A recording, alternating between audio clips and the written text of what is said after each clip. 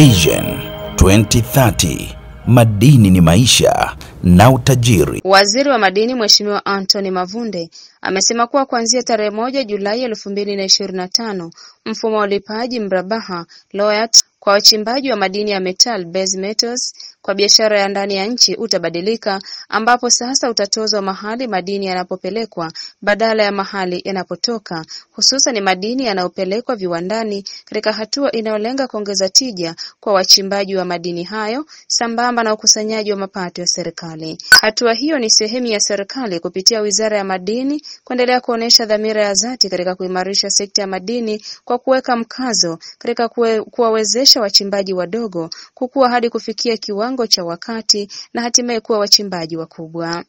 Mheshimiwa Mavunde ameyasema hayo Aprili 23, 2024 wakati wa kikao maalum na viongozi wa Tanzania Base Metals Association TBMA jijini Dodoma kujadili masuala nyeti ya sekta hiyo. Waziri Mavunde amesisitiza kuwa lengo la serikali ni kuendelea kuhamasisha Watanzania wengi kujihusisha na shughuli za madini kwa kuwatengenezea mazingira mazuri na hatimaye kuchimba kwa tija na kuongeza vipato vyao sambamba na kuongeza manufaa ya sekta katika uchumi wa taifa.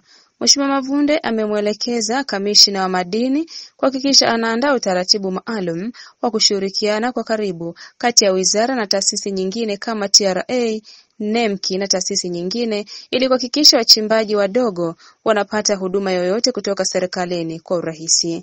Katika hatua nyingine, Waziri Mavunde amesema kuwa pamoja na hatua hiyo, serikali imeweka mikakati madhubuti ya kuwainua wachimbaji hao, ikiwa ni pamoja na kuimarisha utafiti wa madini kupitia Dira ya Vision 2030, ambapo serikali inalenga kuongeza kiwango cha utafiti wa madini kutoka 16% hadi 50% ifikapo mwaka 2030. Aidha, Waziri Mavunde amesisitiza kuhusu zuio la usafirishaji wa madini ghafi nje ya nchi, ikiwa ni sehemu ya mkakati wa kuongeza thamani ya madini hapa nchini kabla ya kuyasafirisha nje. Amesema kwa yale madini ambayo bado hakuna teknolojia ya kuyachakata nchini, serikali itaangalia namna bora ya kuwezesha uchimbaji huo pasipo kuathiri matakwa ya sheria kwa kusaidia upatikanaji wa masoko ya ndani ya nchi.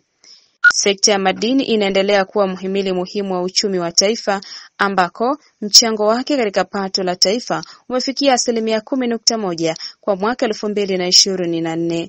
Jitihada hizi zinaonesha wazi kuwa serikali ipo makini kuhakikisha hakuna anayebaki nyuma katika safari ya maendeleo.